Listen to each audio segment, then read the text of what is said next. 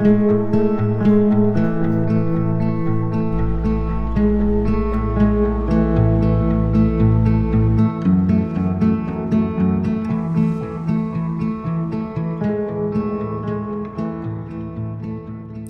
winter, I packed up my Subaru with bags, baskets, herbs, and a tender heart and made my way from sunny Northern California up to the rainy Pacific Northwest.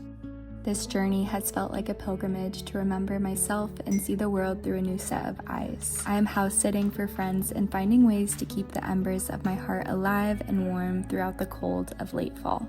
This seems to play out in my routine. Repetition and continual acts of self-love have been keeping me going. Showing up for myself consistently and reminding myself that I am worthy by beginning my day wrapped in my own embrace of nourishing breakfasts, tea ceremonies, journaling, poetry, silence, and deep breaths.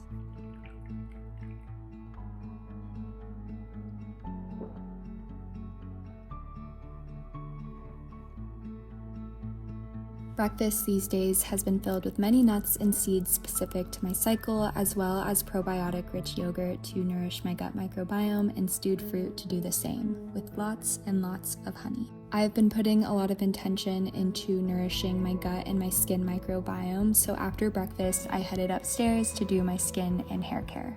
I have been washing my face with just yogurt and water, then applying hyaluronic acid and a silver gel to ease inflammation from the wind and cold before going in with my favorite skin oils from Earth and Ash.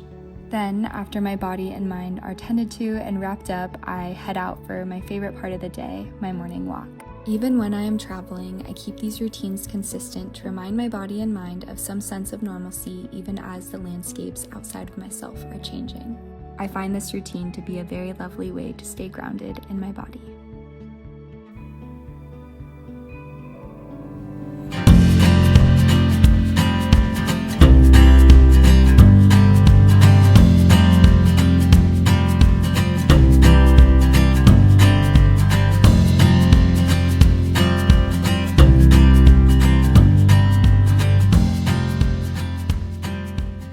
I just got back from a walk and I'm sitting down to do some computer work. I have a bunch of evals and initial assessments that I need to type up for my internship for nutrition and herbs, and then I have some clients this afternoon. I also have a ton of emails I need to respond to after traveling for a couple days. I just have a lot of work that has been backed up, but the walk was really sweet. It was really nice to just decompress for a little bit. There's a ton of trails, and then we walked along the water for a little bit. And it smelled really good. It smelled very fresh and vibrant. It's really cool to see a city that is definitely a big metropolitan city, but then also incredibly immersed and in touch with nature. So that was really special, but now I'm going to get to work and then eat some lunch in a little bit. And yeah, just have a very productive day. Lunch was a bunch of fermented veggies from Brock's family's farm that they fermented, and then I also added some pasture-raised chicken over a bed of arugula with a really beautiful dressing that I ate in the sunroom while I watched the sun slowly set. It has been setting so early in the Pacific Northwest, which has been such a shift for me, but the sunset was beautiful over the Puget Sound. And after doing a little bit more work and editing, I made dinner for Brock and I, which was a big feast that we ended up eating throughout the rest of the week. I made my favorite food of Japanese sweet potatoes because I'm in luteal phase, and I allowed them to cool after cooking to build a resistant starch to help feed the healthy microbes in our gut microbiome. I made some wild-caught salmon with a Dijon honey dressing, which was really delicious. I also made a turmeric nourishing rice, and I made a salad with arugula and some grass-fed feta cheese, some nuts, and some apples and pomegranates just to add some bitterness to our palate and help aid in estrogen and liver detoxification. Okay, it is the next morning. I just ate some breakfast. I edited a little bit to get some work done, and now I'm about to go on a walk because the sun has just come out, and I'm super excited because God knows you need to run outside and soak up every last drop of sunshine in late autumn and winter, especially November, the darkest month of the year. It is my last day being 23, and I am super excited to hop into a new year. I'm feeling inspired and yeah, just a mix of feelings. A lot going on all at once, but I'm wearing my Indigo Luna sweater. It's natural fibers, 100% cotton, and then I'm also wearing my Indigo Luna Layla flares, which are natural fibers as well. So I'm feeling very cozy and held and excited to go breathe some fresh air. So let's go.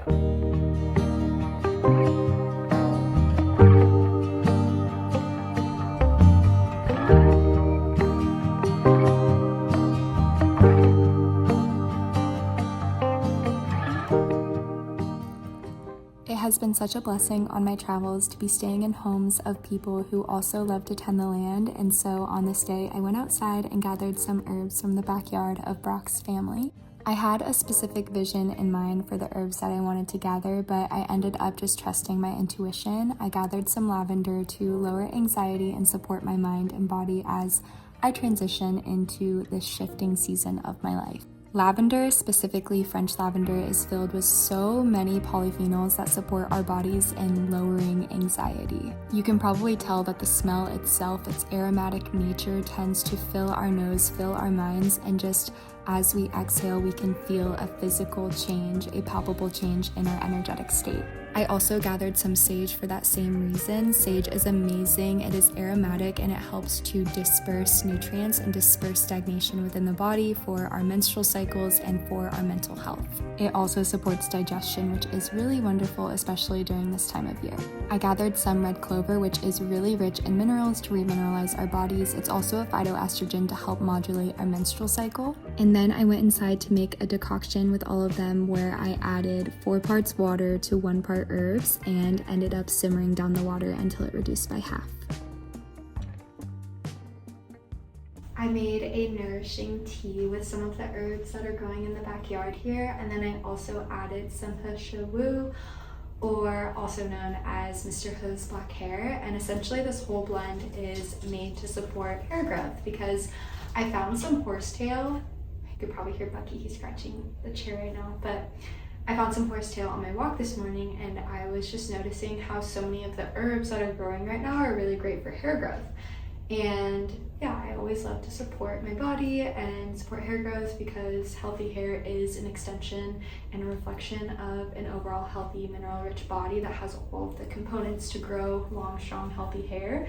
So I gathered some of the horsetail, which is really high in silica, and silica is what really gives the building blocks for healthy hair growth. And so I put some horsetail in here, and then there's some rosemary and sage and lavender growing outside. And those are really rich in aromatic compounds. And those aromatic compounds not only help topically when you apply them topically to the scalp to bring blood flow and circulation to the scalp, but they also just help with delivering nutrients throughout the body.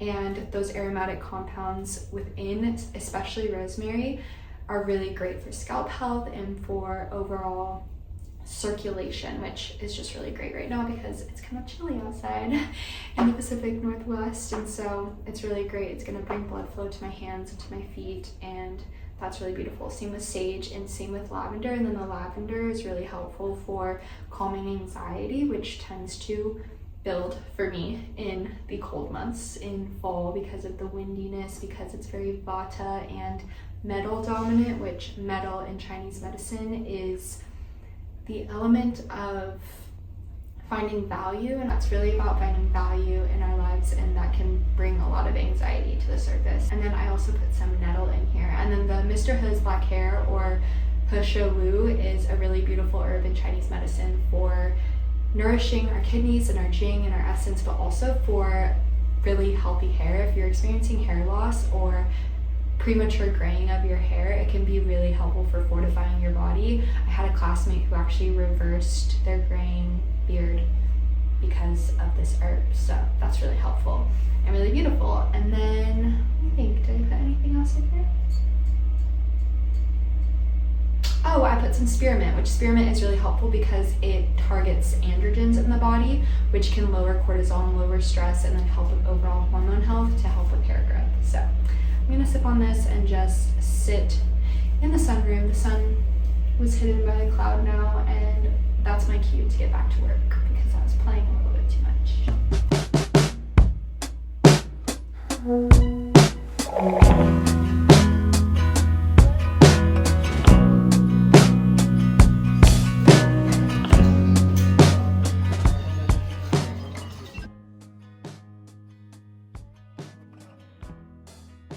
The next day was my birthday and we spent it outside exploring Seattle. We went thrifting, had lunch in the sunroom, and just had a really nourishing slow day.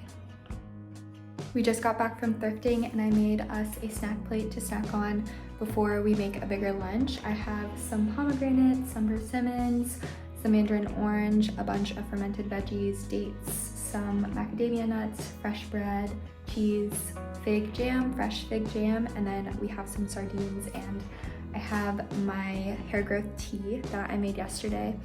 And yeah, we're just going to eat this in the sunroom. It's super sunny in Washington, which is definitely the best birthday present I could ever receive from God, from the earth, from Source, and I'm feeling very loved and celebrated today. So we're going to snack on this and just see where the day takes us.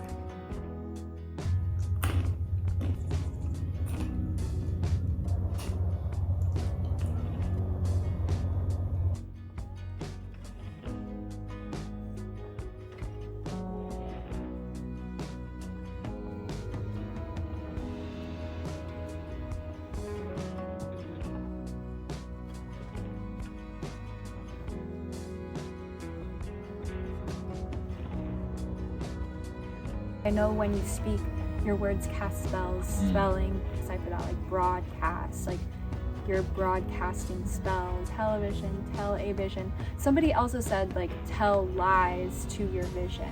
I was just like thinking about all that stuff, and then also, yeah, I want to be more intentional. I was kind of making a list of what I want to do, like 25 things to learn or do before I turn 25. I feel like that would be really special. Yeah, look at those clouds over there.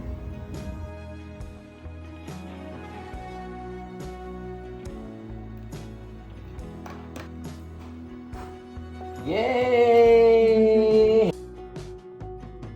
I spent the rest of the evening watching the sky change color. I spent some time journaling on my 25 things I want to do before I turn 25. We ate some ice cream and then we packed up our stuff and headed over to Orcas Island the next morning. Thank you all for spending some special moments in slowness with me. Stay tuned to see where else I travel in the Pacific Northwest. The next video I will be sharing one of my favorite small little farming towns. I'm sending you all so much love. Until next time, your friend, Emma.